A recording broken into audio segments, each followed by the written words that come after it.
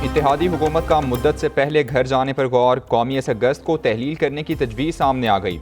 नून league और peoples party के दरमियान असम्बली 5 रोज़ पहले तहलील करने पर इत्तेफाक, कौमी असम्बली का आखिरी इजलास जुमेरात को बुलाए जाने का इम्कान।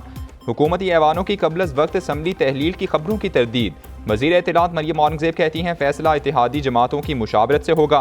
उधर सहाफ़ी ने असम्बली तहलील का सवाल पूछा तो वज़ीर दिफा ने जवाब दिया, मुझे अभी टेलीग्राम नहीं आया।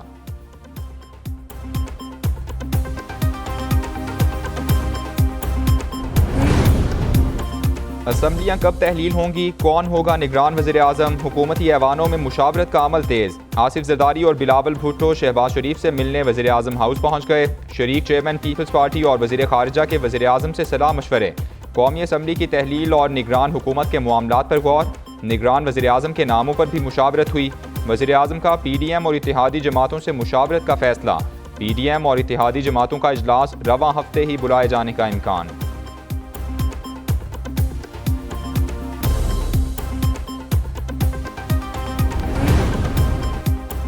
आम इंतखाबात के बाद पाकिस्तान सियासी इस्तेहकाम की तरफ बढ़ेगा। हम अपनी हुकूमत की मुद्दत के इख्तिताम के करीब हैं। सियासी इस्तेहकाम से मुल्क में मुआशी इस्तेहकाम आएगा।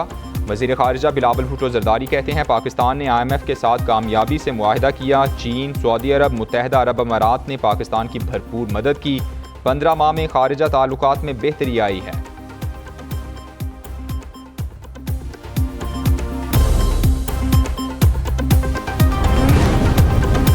सिंध असम्बली भी विफाक के पीछे पीछे चल पड़ी। पीपल्स पार्टी का सिंध असम्बली विफाक के साथ ही तहलील करने पर इत्तेफाक।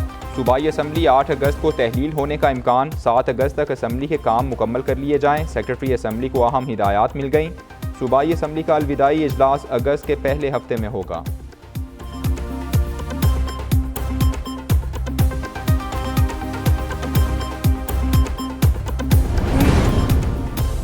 इंतखाबी इस्लाहात फाइनल। पार्लिमानी कमेटी का इलेक्शन एक्ट 2017 में तरामीम पर इत्तेफाक राय। तमाम तरामीम पर इत्तेफाक हो गया।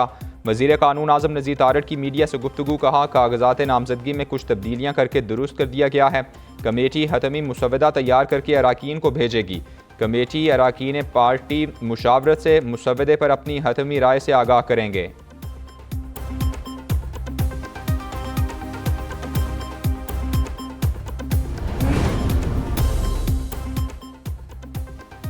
वज़ीर आज़म शहबाज शरीफ ने मॉडल स्पेशल इकनॉमिक जोन का संगे बुनियाद रख दिया। तकरीब से खिताब में वज़ीर आज़म ने कहा गुज़श्ता हुकूमत के दौर में CPEC को मुंजमद किया गया। पाकिस्तान और चीन के ताल्लुकात बिगाड़ने की कोशिश की गई। बैरूनी ताल्लुकात दानिस्ता ख़राब करने की कोशिश की गई। हमारे 15 माह फायर फाइटिंग में गुजर गए। IMF मुआहदे से डिफ़ॉल्ट का खतरा टल चुका है। चीन ने मज़ीद $60 करोड़ रोल ओवर कर दिए। अब हमें कर्जों से निकलना होगा। हमारी बरामदात इतनी कम हैं कि हमें शर्म से डूब मरना चाहिए। वज़ीर आज़म यूथ स्पोर्ट्स इनिशिएटिव के इज्रा की तकरीब से खिताब में शहबाज शरीफ का 5 अरब रुपए के स्पोर्ट्स इंडोमेंट फंड का ऐलान।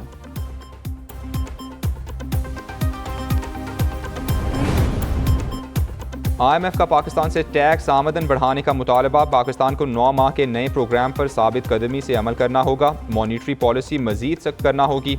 IMF और पाकिस्तान के दरमियान मुआहदे की तफसीलात जारी। रिपोर्ट के मुताबिक पाकिस्तान की मईशत को मुश्किल सूरत हाल का सामना है। स्टेट बैंक की खुद मुख्तारी ज़रूरी है। एक्सचेंज रेट को मार्केट के हिसाब से होना चाहिए। टैक्स आमदन बढ़ाने के लिए संजीदा इकदाम करना होंगे।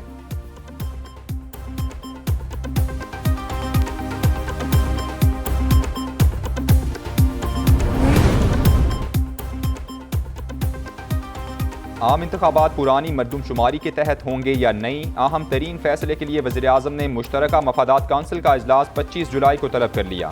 चारों वज़राए आला भी इजलास में शिरकत करेंगे। डिजिटल मरदमशुमारी के नताइज और रिपोर्ट का जायजा लिया जाएगा। मरदमशुमारी रिपोर्ट की मंजूरी और नोटिफिकेशन की सूरत में आइनी बहरान और इलेक्शन के इल्तिवा का खदशा। पुरानी मरदमशुमारी पर इलेक्शन पर MQM के तहफ़्फ़ुज़ात।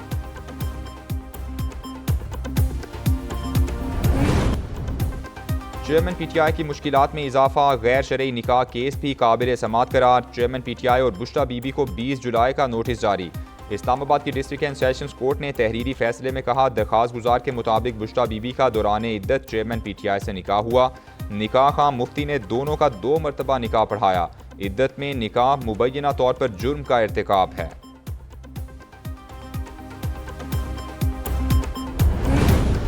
चेयरमैन पीटीआई के खिलाफ साइफर केस भी खुल गया। लाहौर हाईकोर्ट ने एफआईए को इंक्वायरी की इजाज़त दे दी। चेयरमैन पीटीआई की एफआईए में तलबी के खिलाफ दिया गया हुक्म इम्तना वापस ले लिया गया। अदालत ने विफाकी हुकूमत की दरख्वास्त मंजूर कर ली। चेयरमैन पीटीआई ने एफआईए में तलबी के खिलाफ लाहौर हाईकोर्ट से रुजू किया था।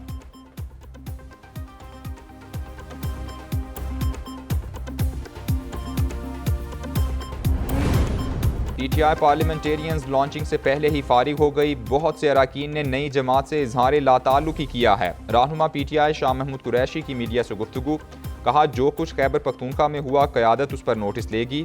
परवेज खटक के सवाल का जवाब भी जल्द देंगे।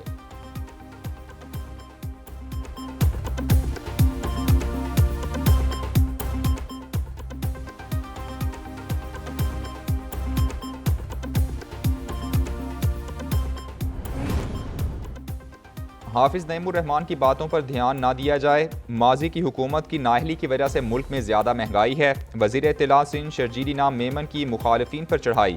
कहते हैं सिंध असम्बली की तहलील का फैसला वज़ीर आला करेंगे। निगरान सेटअप से मुतालिक जो आइन में लिखा है उसी पर अमल होगा। मुश्किल वक्त में पाकिस्तान की मदद पर यूएई का शुक्रिया। वज़ीर आज़म शहबाज शरीफ का मुत्तहिदा अरब अमीरात के सदर शेख मोहम्मद बिन ज़ैद को फ़ोन। पाकिस्तान के मुआशी इस्तेहकाम के लिए $1 अरब की मदद पर इजहार तशक्कुर। दोनों रहनुमाओं में बाहमी दिलचस्पी और आलमी उमूर पर भी तबादला ख्याल हुआ। इक्तिसादी, तिजारती और सरमायाकारी के शोबों में ताल्लुकात के फ़रोग पर इत्तेफाक किया गया।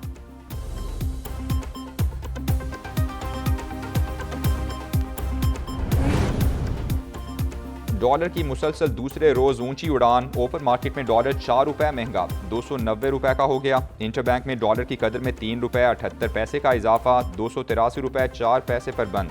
पाकिस्तान स्टॉक एक्सचेंज में कारोबार के इख्तिताम पर 33 पॉइंट्स की मामूली कमी। उधर सोना ₹6,200 महंगा होकर ₹2,21,000 फी तोला हो गया।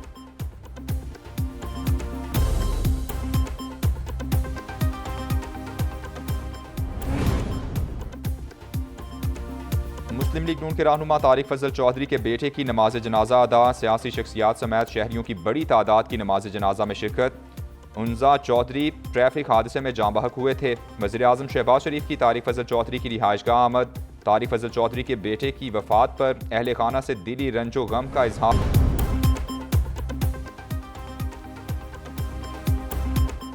फौजी अदालतों में सिविलियंस के खिलाफ ट्रायल का केस। सुप्रीम कोर्ट ने एक बार फिर फुल कोर्ट बनाने की विफाकी हुकूमत की इस्तदा मुस्तरद कर दी। चीफ जस्टिस ने रिमार्क्स दिए, इस वक्त जजेस दस्तियाब नहीं, फुल कोर्ट तश्कील देना नामुमकिन है। जस्टिस आयशा मलिक ने रिमार्क्स दिए, विफाकी हुकूमत ने खुद बेंच के एक मेंबर पर एतराज़ किया, क्या अब हुकूमत फुल कोर्ट का कह सकती है। जस्टिस मुनीब अख्तर ने सवाल किया, सिविलियंस पर आर्मी कोर्ट का इतलाक कैसे होता है। जस्टिस याहिया आफरीदी ने पूछा, क्या आईनी तरमीम के बगैर सिविलियंस का ट्रायल हो सकता है। जस्टिस इजाजुल ने रिमार्क्स दिए कि ये फैसला कौन करेगा कि किस पर आर्मी एक्ट लगेगा, किस पर नहीं।